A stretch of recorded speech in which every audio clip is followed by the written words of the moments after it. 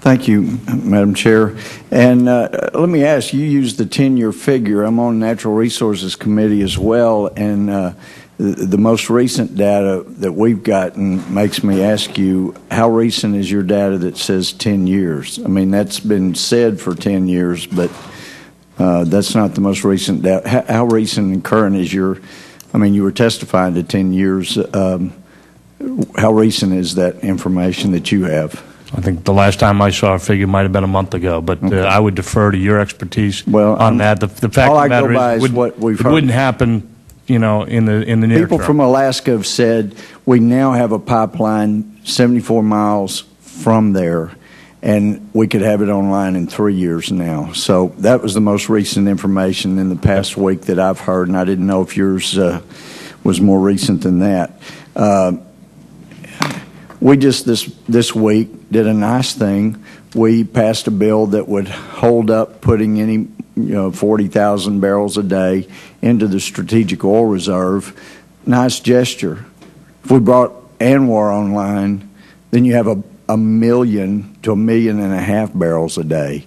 We're playing around the edges with this thing. Natural gas, the national farmers, you know what that does, the price of fertilizer. I mean, I'm hearing from my farmers, fertilizer's killing us. It's not just the corn that's gotten more expensive. The fertilizer's more expensive, and in some areas we've had too much rain, other areas we've had drought. In my area, we have more livestock. Raise a lot of chickens, a lot of beef. Not so much the row agriculture, but it just seems that we have kind of a perfect storm right now between fuel costs and our refusal to deal with what we have before us. Some of the information that I've heard in the last few weeks is no secret that the so-called experts are saying 20–30% of the price of a gallon of gasoline is speculation. And the speculators aren't stupid. They're looking at what we've done in the last 17 months, and they're saying, gee, everything you're doing puts your own energy off limits. We've made it more difficult to go after coal. We've put more of that off limits. We had a report in the last couple of weeks. Some indicate there may be 1 trillion barrels of oil left in the entire Middle East.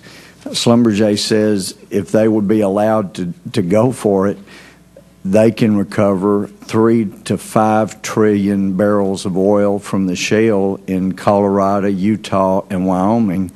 We've got people that we thought were going to be on board for doing what France did, and I'm not an advocate of doing what France does on anything, but nuclear seems to work over there, and we've made that too difficult.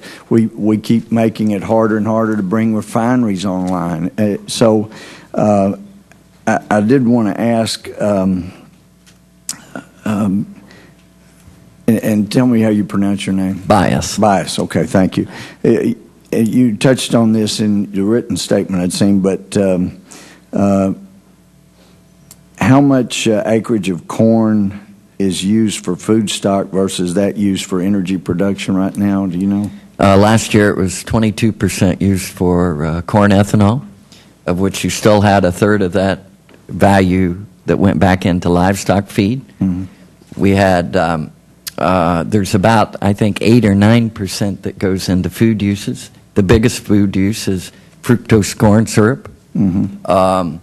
I think contrary to a lot of public opinion, what we're talking about using for ethanol is not sweet corn. It's not canned corn.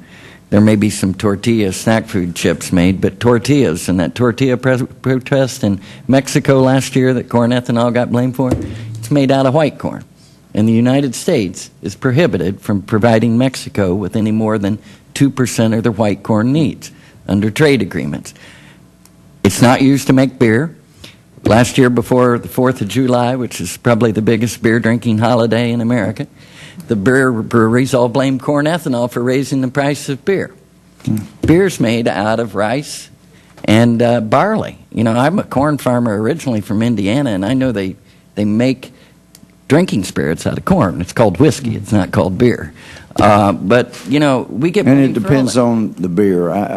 Right. I don't drink alcohol, but I had a friend that said they sent in some beer they were concerned about to be analyzed, and the report came back, we're sorry to inform you your horse has diabetes, but so you never know what's in some of this stuff. But anyway, this hearing is short. You've come a long way to give us your time and your information, and we'll be looking at that, but it doesn't have to stop at this hearing.